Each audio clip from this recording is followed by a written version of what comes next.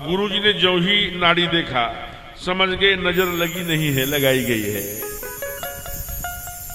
इसलिए उन्होंने भगवान के कार्य में ही सहयोग किया। कहा ये मुझसे नहीं नजर झड़ेगी, ये कोई विशेष नजर झाड़ने वाला हो तो ले आओ। अब रनिवास से तमाम दूध छूट पड़े, जाओ देखो कोई नजर झाड़ने वाला। अब ये लोग तो बड़े दिन से चक्कर लगा रहे थे, दिन तो एक ही था, मास दिवस का दिवस बा, बहुत समय से।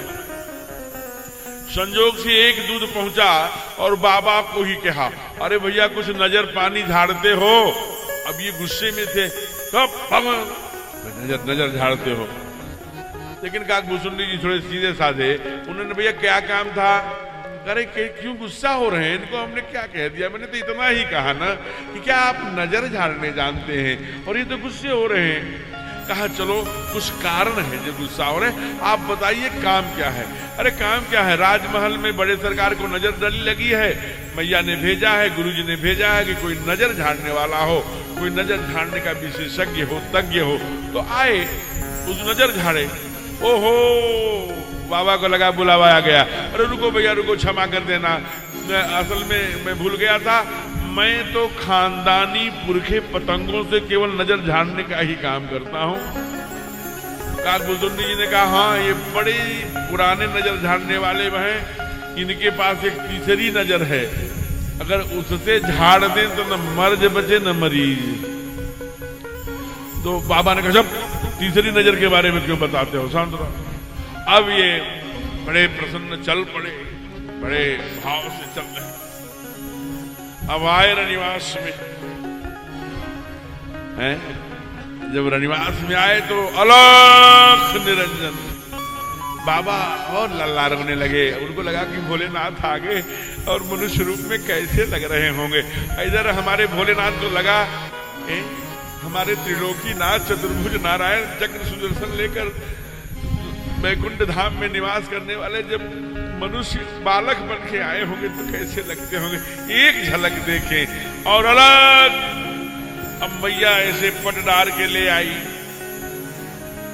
कहा कि अब रोए जा रहे हैं, अब पट के नीचे से कभी पैर निकलता है, कभी हाथ निकलता है, अब ये खट से उधर देखते कभी उधर देखते हैं।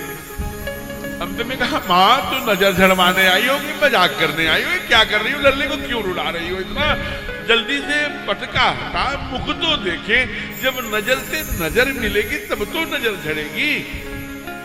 माँ ने कहा बेटा मेरा रो रहा है कि तेरा है? उसको भी लगा कि ये इतना चिंतित क्यों है। भोले बाबा को तो ठाकुर जी रो रहे तो प्राण निकल रहा था। कहा भैया एक बार दिखा दे। और जो ही नजर मां ने दिखाया महाराज है? आप ध्यान देना, मां ने जो ही पटका हटाया वैसे ही चमत्कार हो गया। ठाकुर खिलखिला के हंस पड़े, बाबा रोने लगे।